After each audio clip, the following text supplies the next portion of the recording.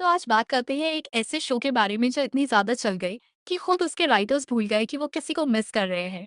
तारक मेहता का उल्टा चश्मा दुनिया का पहला ऐसा शो जिसमें लीड एक्ट्रेस चली गई और बाकी सबने ऐसे कैरी ऑन कर लिया जैसे सोसाइटी में लाइट चली गई हो, थोड़ा रुको फिर आ जाएगी। दया भाभी चली गई 3 साल पहले और शो अभी भी चल रही है। अगर मेरे घर से मैं चली जाती तो मेरे पड़ोसी एक हफ्ते में नया टेनेंट ढूंढ लेते। इन्हें 3 साल लगे। 3 साल में एक बच्चा पैदा होता, स्कूल जाता और पूछता पापा दया भाभी कहाँ गई, और पापा के पास जवाब नहीं होता।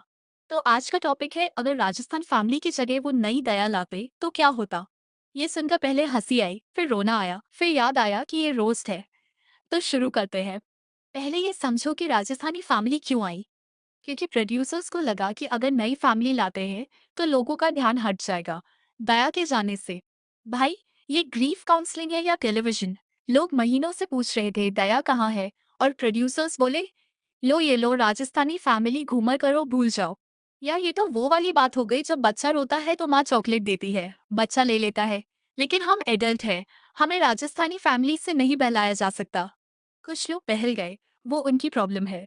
अब सोचो अगर नई दया आती तो सीन कुछ ऐसा होता।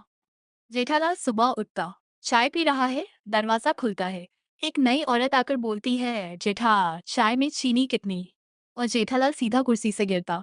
इसीलिए उसने पहली दया से शादी की थी, क्योंकि वो भी बिल्कुल ऐसे ही बोलती थी। पावलोवियन रिस्पॉन्स डेवलप हो गई थी। चाय प्लस जेठा प्लस चीनी equals emotional collapse. Simple formula 15 साल में सेट हो गया। अब ये भी सोचो कि नई दया कैसी होती। ऑप्शन ए बिल्कुल वही दया, वही बाल, वही साड़ी, वही हाय माँ वाली आवाज। ये तो वो सिचुएशन हो जाती जैसे एक रेस्टोरेंट बंद हो जाए और उसी बिल्डिंग में उसी नाम का नया रेस्टोरेंट खुल जाए, उसी मेन्यू के साथ, और ओनर्स बोले नहीं नहीं ये अलग है। भाई, पेन फ्रेश करके रेस्टोरेंट नया नहीं होता। ऑप्शन दो पूरी अलग दया, मॉडर्न बोल्ड करियर ओरिएंटेड। ये दया ऑफिस जाती, प्रेजेंटेशन देती, मीटिंग में होती, और जेठालाल घर पर बैठा बबीता जी के साथ टीवी देख रहा होता। Poetic justice. अब टप्पू का रिएक्शन सोचो। टप्पू अब बड़ा हो गया है, शो में टीनेजर है। नई दया आई तो सीन कुछ ऐसा होता। टप्पू आप कौन है? नई दया मैं तेरी माँ हूँ बेटा। टप्पू मेरी माँ एक शो छोड़कर चली गई थी, आपको कास्टिंग डायरेक्टर ने भेजा है, फर्क पता है। सीन खत्म। टप्पू इतना इमोशनल डेप्थ पहले कभी नहीं दिखाता था। नई दया अनइंटेंशनली बेस्ट कैरेक्टर डेवलपमेंट का रीजन बन जाती। चंपक चाचा का क्या होता? चंपक भाई, जो खुद अपनी वाइफ के बारे में सिर्फ कभी कभी एपिसोड में याद करते हैं, नई दया को देखकर बोलते बहुत अच्छा हुआ, कंटिन्यूटी मेंटेन हुई, कैरी ऑन। ये आदमी इतना प्रैक्टिकल है कि अगर गोकुल धाम में ज़ॉम्बी अपोकैलिप्स आ जाए तो चंपक एक नोटिस बोर्ड पर लिखता society meeting postpone, undead members please बाहर पार्क करें। पोपटलाल, जो 15 साल से सिंगल है, नई दया को देखकर सोचता क्या ये मेरा चांस है। पोपटलाल भाई, ये मैरिड है पहले दिन से। लेकिन पोपटलाल का सेल्फ अवेयरनेस इतना कम है कि अगर उसे जीपीएस दे दो तब भी वो रास्ते में खो जाए, जीपीएस भी फ्रस्ट्रेट होकर बंद हो जाए। बबीता जी, गोकुलधाम सोसाइटी की सबसे सेंसिबल औरत, नई दया को देखते ही समझ जाती कुछ तो गड़बड़ है। प्राइवेटली अय्यर साहब से बोलती ये अलग लगती है। अय्यर साहब बोलते अरे सब ठीक है। बबीता जी बोलती अय्यर तुम्हारा ऑब्जर्वेशन तब भी जीरो था जब तुमने 2009 में वही शर्ट 3 हफ्ते पहनी थी, अभी भी जीरो है। अय्यर साहब कुछ नहीं बोलते क्योंकि कोई जवाब नहीं होता। 15 साल में इमोशनली इवॉल्व ना नहीं हुए। ये शो की सबसे रियलिस्टिक चीज है। सोधी, जो हर सीन में सिर्फ एनर्जी लाता है, कोई प्लॉट नहीं। नई दया को देखकर बोलेगा ओए दया भाभी तो आ गई, पार्टी करते हैं। सोधी को कभी पता नहीं चलता कि दया बदली, और ऑनेस्टली यही उसकी स्ट्रेंथ है। सोधी एक ऐसी एनर्जी है जो सर्कमस्टांसेस से अफेक्ट नहीं होती। अगर कल गोकुलधाम में एलियंस आ जाएं, सोधी बोलेगा ओए पार्टी। एलियन भी कंफ्यूज हो जाए, फिर शायद रुक भी जाए। माधवी भाभी, जो खुद थोड़ी लाउड है, थोड़ी ड्रामेटिक है, नई दया को सबसे पहले नोटिस करती ये दया वाली चाल नहीं चल रही। सबसे इम्पोर्टेंट, जेठालाल और नई दया का रिलेशनशिप कैसा होता। जेठालाल जो पूरी शो में ज्यादातर चिल्लाता है, सिचुएशंस में फंसता है, टप्पू सेना के चक्कर में रहता है, नई दया के साथ उसे ऑकवर्ड साइलेंस मिलता, क्योंकि जेठालाल को समझ नहीं आता ये लीगली मेरी वाइफ है, लॉजिस्टिकली ये स्ट्रेंजर लगती है, इमोशनली मैं कंफ्यूज हूँ, और मेहता साहब कुछ समझा नहीं रहे।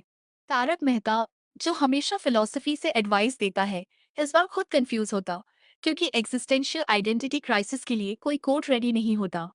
सब कोड्स प्री मेड है, ये सिचुएशन प्री मेड नहीं थी। और यहाँ शो की सबसे बड़ी प्रॉब्लम सामने आती है। ये शो 15 साल से चल रही है, कैरेक्टर्स वही है, प्रॉब्लम्स वही है, टप्पू सेना की मस्ती वही है, जेठालाल का फंसना वही है। कुछ नहीं बदला। नई दया लाते तो शायद कुछ बदलता, लेकिन प्रोड्यूसर्स का डर यही है। अगर कुछ बदला तो लोग नोटिस करेंगे, अगर नोटिस करेंगे तो कंपेयर करेंगे, अगर कंपेयर करेंगे तो याद आएगा पहली वाली कितनी अच्छी थी।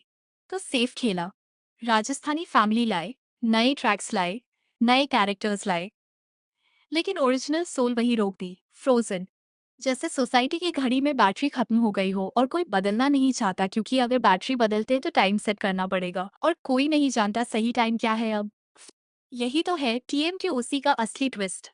उल्टा चश्मा, मतलब उल्टा चश्मा। हम जो देखना चाहते हैं वो दिखता नहीं, जो नहीं चाहते वो दिखता रहता है। ये शो का नाम फिलॉसफी नहीं है, मिरर है, जिसमें हम भी वही करते हैं। बदलाव से डरते हैं, पुराने में कंफर्ट ढूंढते हैं और कह देते हैं सब ठीक है। अगर नई दया आती तो शायद शो थोड़ा ऑनेस्ट होता, शायद जेठालाल का दुख दिखता, शायद टप्पू का कंफ्यूजन दिखता, शायद गोकुल धाम थोड़ी मैच्योर होती। लेकिन ये टीएम के ओसी है, यहाँ मैच्योर होना अलाउड नहीं, यहाँ सिर्फ हंसना अलाउड है। और रोना घर जाकर करना, अकेले, सोसाइटी को मत बताना। तो यही था। नई राजस्थानी फैमिली नहीं चाहिए थी, नई दया भी काफी मुश्किल होती। जो चाहिए था वो था थोड़ा ऑनेस्टी, थोड़ा क्लोजर और एक प्रॉपर गुड बाय एपिसोड। वो नहीं मिला।